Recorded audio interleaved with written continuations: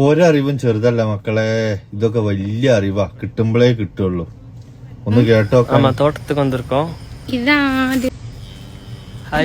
ഇവലീ തൊടുന്ന് പോക്കില്ലാവോ? ഒരു യൂട്യൂബ് ചാനലും ഉണ്ടാക്കിയിട്ട് കൊറേ കാലമായിക്കണു ഈ തൊടുവിലൊക്കെ തുടങ്ങിയിട്ട്.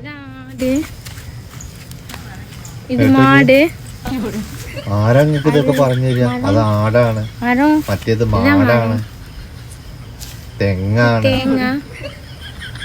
ഇതിപ്പോ ഇവൾക്ക് ഇവനെ കിട്ടിയതാണോ ഭാഗ്യം എന്നറിയില്ല, അതോ ഓനിക്ക് ഓളെ കിട്ടിയതാണോ ഭാഗ്യം എന്നറിയില്ല. ഈ തൊടു തന്നെ ഉണ്ടൊരു കടത്തും.